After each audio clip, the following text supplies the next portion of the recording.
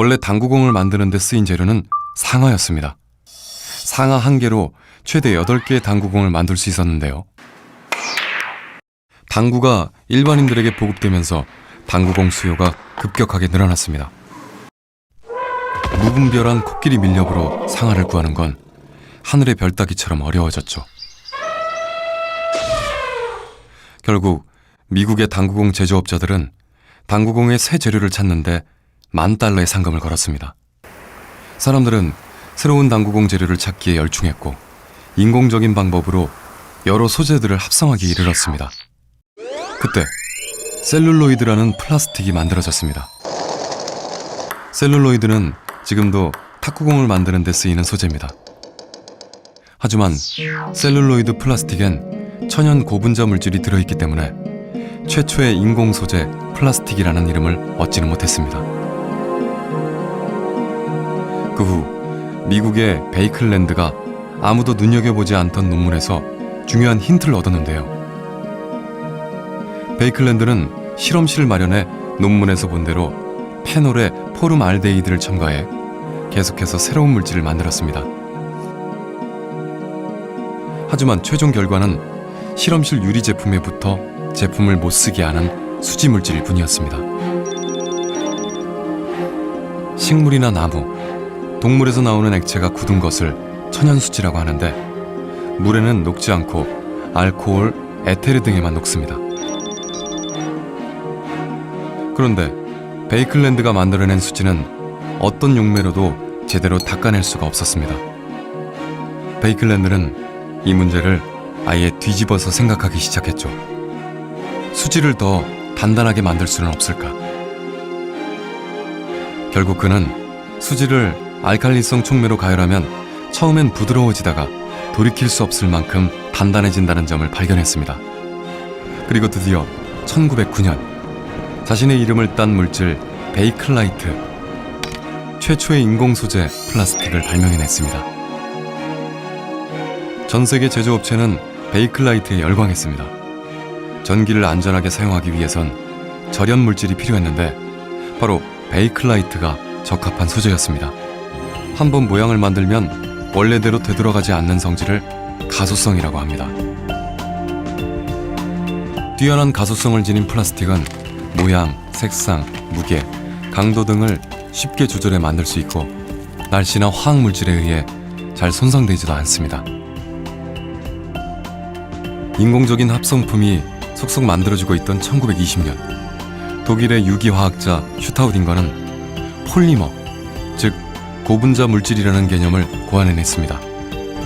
고분자란 수천 개의 작은 원자군이 한데 모여 하나의 커다란 거대 분자를 형성한 화합물입니다. 색종이를 잘라 고리 모양을 만들어 고리 이어 붙이기를 하듯이 작은 분자로 된 물질을 이어 붙이면 큰 분자의 물질, 고분자 물질을 만들 수 있습니다. 고분자 개념이 알려진 뒤 듀퐁사의 연구원 월리스 캐로더스는 나일론을 발명해냈습니다. 플라스틱을 가는 실로 길게 뽑는 것이 나일론이었습니다. 그렇다면 플라스틱을 뻥 튀겨 부풀리면 무엇이 될까요? 바로 스티로폼이 됩니다. 1990년대 말 애플사가 만든 아이맥 컴퓨터는 속이 훤히 비치는 컴퓨터였습니다. 깨지지 않으면서 유리처럼 투명한 플라스틱, 폴리카보네이트를 사용했죠. 1969년 인류가 최초로 달에 착륙했을 때도 플라스틱이 사용됐습니다. 닐 암스트롱이 달 표면에 발자국을 찍는 순간 쓰고 있었던 헬멧도 폴리카보네이트로 만들어졌습니다.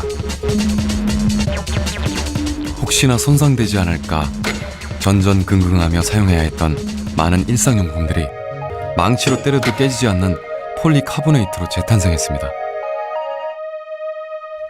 예전엔 탄산음료가 모두 유리병에 들어있었는데요. 그러나 무겁기도 하고 병따개로 뚜껑을 따다가 다치는 사고도 많았습니다. 이러한 유리병의 문제점을 해결하려고 등장한 것이 플라스틱의 일종 페트병입니다. 생수병은 좀 더 가볍고 두께도 얇고 아랫부분이 평평합니다. 하지만 콜라나 사이다병은 굴곡이 있고 대여섯 개의 볼록한 발이 달려 있습니다. 탄산음료엔 이산화탄소가 들어있어서 압력이 높아 그 압력을 나눠줘야 하기 때문입니다. 자연이 아닌 인간이 만든 합성 소재. 인류는 위대한 창조를 했지만 잊은 것이 있었습니다.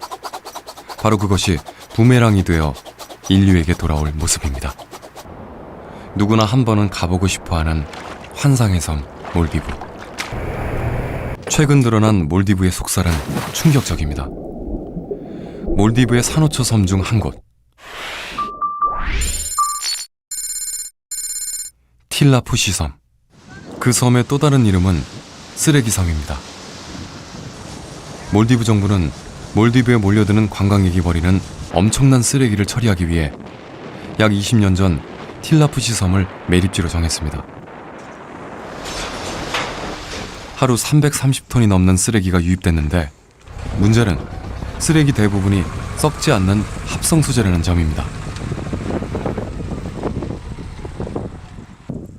플라스틱을 소각 처리하는 과정에서 나오는 독성 가스가 섬에 가득 차 있고 일회용 플라스틱 병이 산처럼 쌓여 있습니다. 썩지 않는 쓰레기 때문에 틸라푸시 섬의 면적은 하루에 1제곱미터씩 늘어나고 있습니다.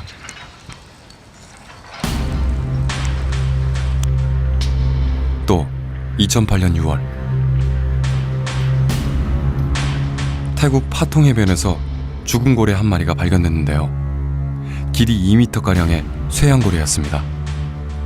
쇠양고래의 위장에선 비닐봉지 26개가 나왔습니다.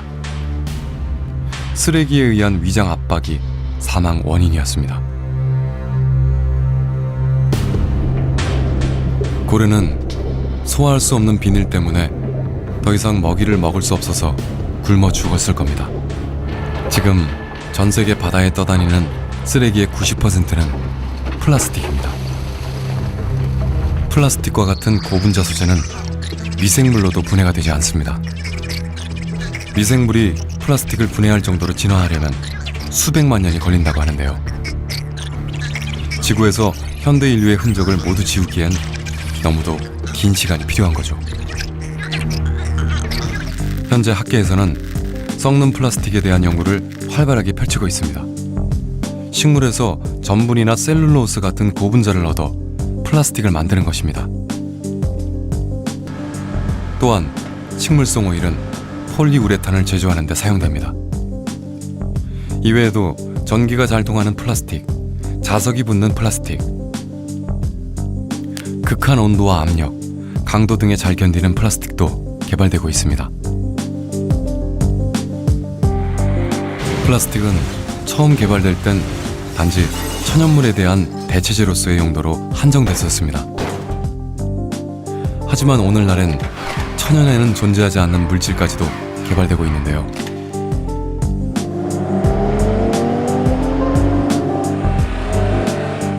다른 소재로는 대체할 수 없는 특정한 용도의 첨단 소재로도 다양하게 사용됩니다.